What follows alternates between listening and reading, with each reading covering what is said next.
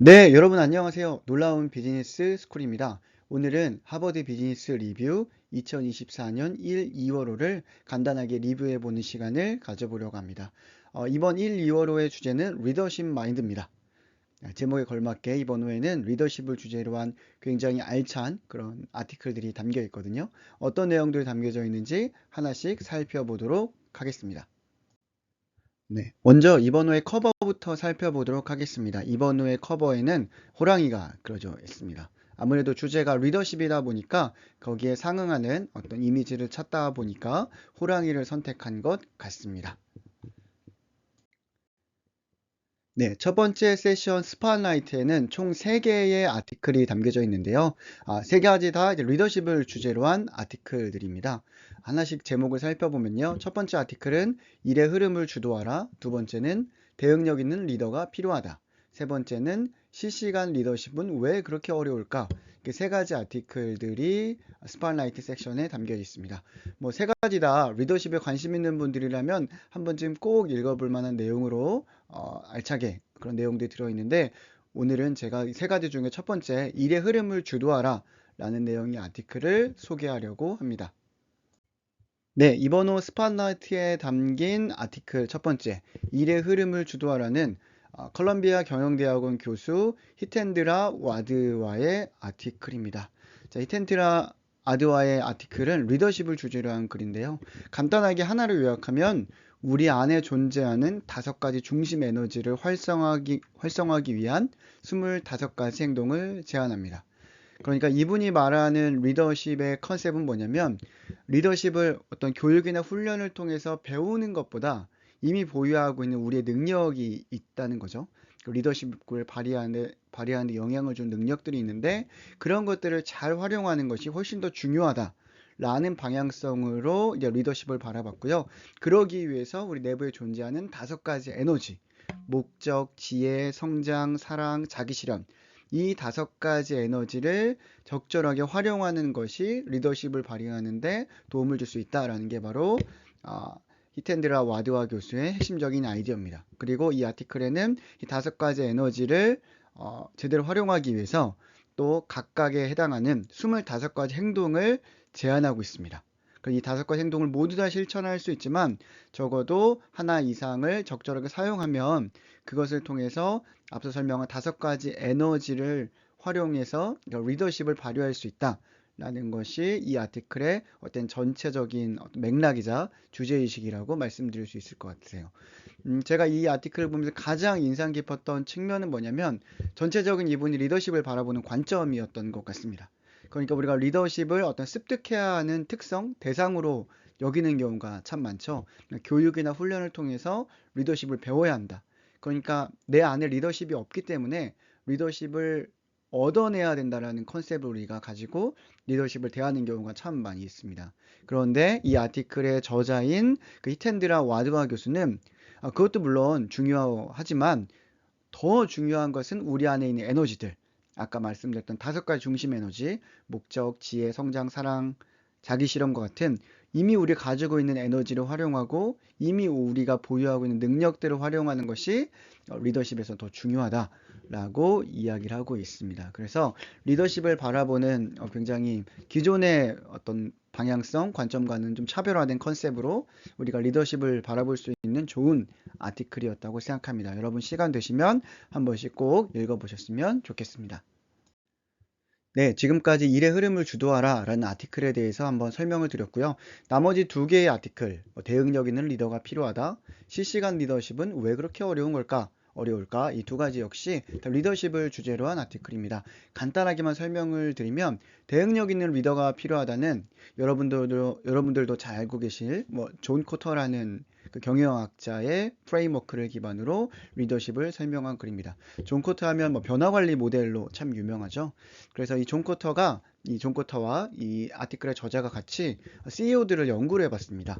그래서 CEO들이 어떻게 시간을 사용하는지를 쭉 추적을 해보니까 전체 시간의 36%를 계획된 시간이 아니라 새롭게 전개되는 사건에 대응하는 데 사용한다라는 걸 이제 밝혀내게 됐죠. 자, 그래서 계획된 일정이나 어떤 계획된 업무가 아니라 새롭게 생긴 일들, 갑작스러운 일들 대응하는데 굉장히 많은 시간을 사용하는데, 자, 이 갑작스러운 일들을 어떻게 대응해 나갈 것이냐를 이제 집중적으로 파헤친 아티클이라고 보시면 됩니다. 그 저자는 이 대응하는 일, 대응해야 하는 일들을 시간과 중요성을 기준으로 2x2 매트릭스를 만들어서 각각의 일을 어떻게 대응해야 할지에 대한 아이디어를 이 아티클에 소개하고 있습니다. 세 번째, 실시간 리더십 왜 그렇게 어려울까는, 실시간 리더십이라는 새로운 리더십 개념을 이렇게 제시하면서 사람들이 왜 자신이 어떤 목표를 달성하는데 어려움을 겪는지, 그 이유 중 하나가 그 스스로 세운 장애물 때문이라고 가정을 하고, 그 장애물들은 무엇이며 어떻게 그런 것들을 풀어나가야 되는지, 넘어서야 하는지를 설명하고 있습니다. 자, 간단하게 여기에서 말하는 실시간 리더십은 어떤 본질적 리더십 상태라고 해요. 그러니까 자신의 리더십이 최대한 어떠한 장애물도 없는 상태에서 내가 보여줄 수 있는 최상의 리더십을 발휘하는 상태를 실시간 리더십이라고 하고, 그 상태가 왜 그렇게 어려운가? 그러니까 어떤 장애물들이 있기 때문에 우리는 그런 실시간 리더십을 발휘하지 못한다. 그 장애물은 대부분 스스로 세운 장애물들인 경우가 많다. 네, 그 스스로 세운 장애물, 그러니까 어떤 나의 사고방식이나 멘탈 모델 같은 것들이 되겠죠. 그래서 그러한 사고방식 네 가지를 설정해서 그것이 무엇이고 그것들이 왜 잘못되는지를 설명하고 있는 아티클입니다. 자, 그래서 스팟라이트에 들어있는 세 가지 리더십에 관련 아티클들 굉장히 재미있고 의미 있는 것들이 많이 있거든요. 그래서 한 번쯤은 꼭 읽어보시면 좋을 것 같다라는 말씀을 꼭 드리면서, 추천을 드리면서 다음 세션으로 넘어가 보도록 하겠습니다. 자, 이번에는 피처 기사 섹션에 담긴 아티클들을 하나씩 살펴보도록 하겠습니다. 네, 이번 호 피처 기사 섹션에는 총 8개의 아티클들이 담겨져 있습니다. 또 공감을 주제로 한 아티클도 있고요. AI를 주제로 한 아티클도 2개가 있고, 그리고 문제 해결 방법, 또 비영리 단체에 관한 것들, 그리고 외부 인재 클라우드, 그러니까 조직 밖에 있는 프리랜서들이라든지 외부 전문가들을 어떻게 활용해야 되고 그들이 왜 필요한지에 대한 그런 아티클들도 담겨져 있습니다. 8가지 아티클 중에 제가 주목했던 것은 바로 5번 아티클입니다.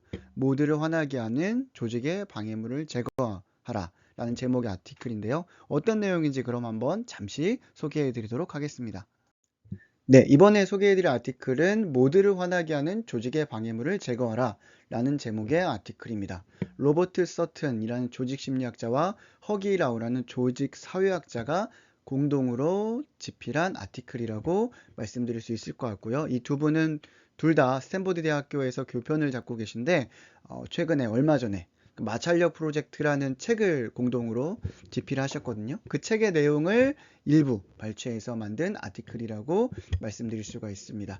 자, 이 아티클의 핵심적인 내용은 뭐냐면 그 더하기병이라는 것이 있다고 합니다. 이 더하기병이라는 것이 생산성과 창의성을 저해하는데, 조직의 생산성과 창의성을 저해하는데, 이 병이 왜 우리 조직에 생겨나는지, 이걸 치료하려면 어떻게 해야 되는지를 설명하고 있는 그런 내용의 아티클이라고 말씀드릴 수 있을 것 같습니다. 더하기병이라는 건 간단하게 말씀은 뭐냐면요, 뭔가를 더 하려는 거죠. 현재의 시스템, 현재의 뭔가 체제, 프로세스에 뭔가를 더 해야 된다, 더 해야 된다, 더 해야 된다 라고 생각하는 것이 바로 생각병이라고 간단하게 이해하시면 될 것 같습니다. 그래서 이 아티클은 크게 3가지 내용이 들어있는데요. 첫 번째는 왜 이 더하기병이라는 게 생겨나는가? 3가지 이유가 있다고 해요. 첫 번째, 잘못된 질문. 그러니까 애초에 우리가 질문 자체를 지금 이 상황에서 무엇을 더 해야 하는가? 그러니까 무엇을 덜 해야 되는가? 그러니까 어떤 것을 좀 빼야 되는가? 어떤 불필요한 프로세스를 제거해야 되는 것이 아니라 뭘 더 해야 하는가? 라는 질문을 더 자주 던지는 게 첫 번째 원인이라는 거고요. 그리고 뭘 더 한다고 했을 때 보상을 준다는 거죠.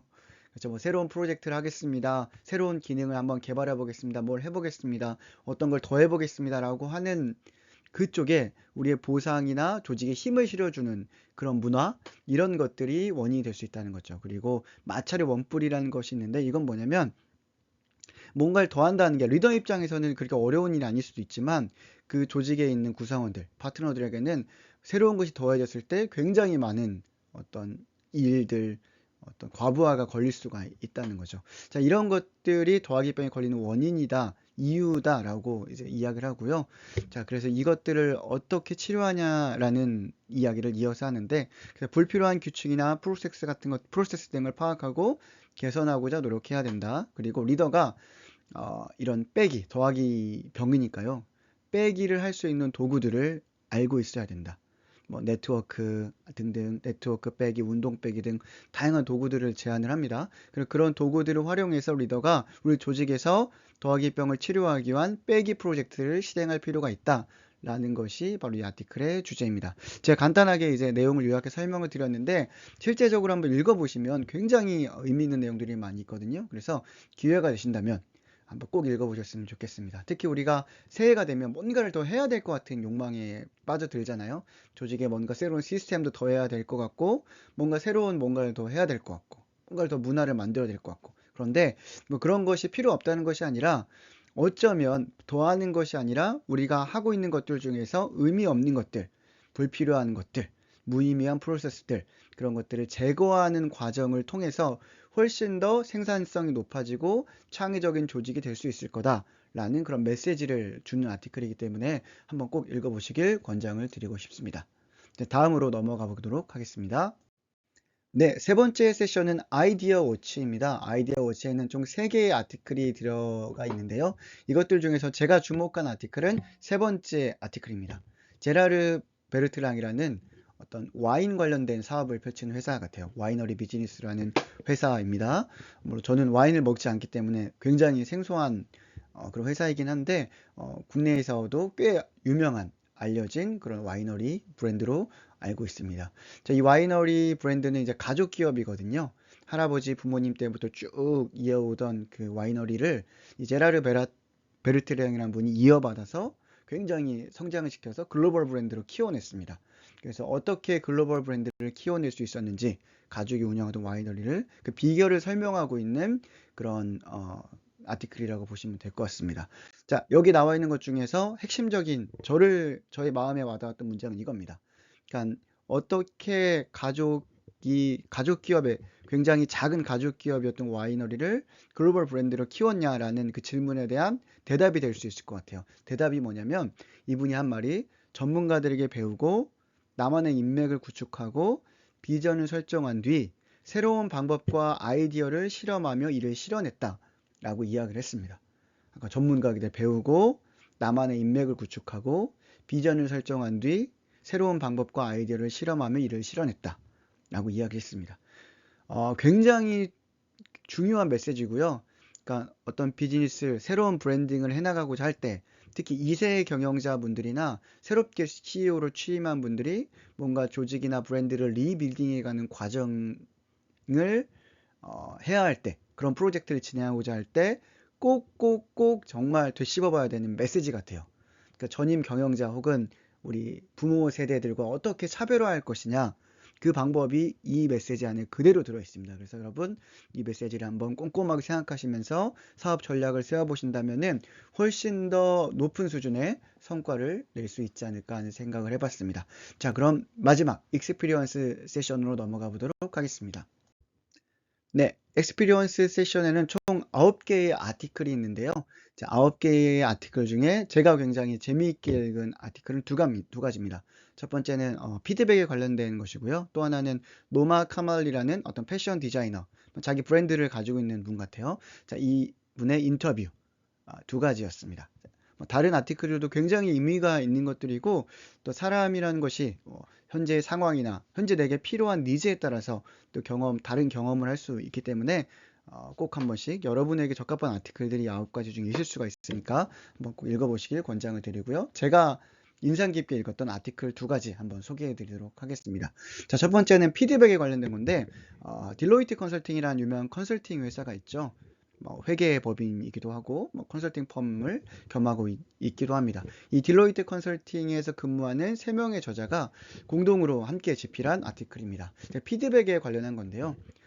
우리가 고객으로부터 피드백을 받는다는 게 굉장히 중요하다는 것은 알고 있지만, 현실적으로 기업들이 그 고객으로부터 받는 피드백을 수용하는 거에 굉장히 미온적이다 라는 문제의식을 가지고 있는 것 같습니다. 그래서 이 세 분의 저자들은 어떻게 하면 고객으로부터 솔직하고 유용한 피드백을 얻어낼 수가 있는지, 또 그것을 자양분 삼아서 우리 회사를 더 성장시키고 우리 서비스나 제품을 개선할 수가 있는지 여기에 대한 아이디어를 제안하고 있어요.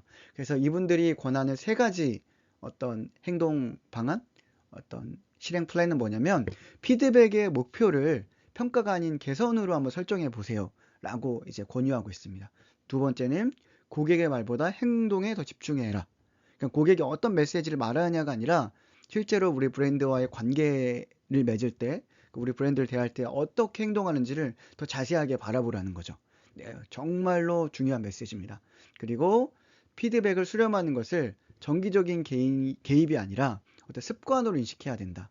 그러니까 피드백을 수렴하는 것이 일정한 기간이 되면 의례적으로 해야 되는 어떤 의식적인 행동이 아니라 반드시 해야 하는 어떤 매 업무 순간순간에 자연스럽게 숨 쉬듯이 해야 하는 그런 행위로서 인식을 해야 된다. 물론 이분들이 숨 쉬듯이 해야 된다라는 표현을 하지 않았어요. 그런데 저에게 만약에 똑같은 질문을 한다면 피드백의 중요성에 대한 질문을 한다면 저는 이 피드백을 숨 쉬듯이 호흡하듯이 받아들이고 수용할 줄 알아야 된다. 라는 거죠. 단 명확한 우리 회사만의 원칙과 가치를 바로 세운 이후에 그렇죠. 흔들리지 않는 원칙과 가치를 세운 이후에 피드백을 수렴해서 그 원칙과 가치라는 뼈대에 살을 붙여 나가는 거죠.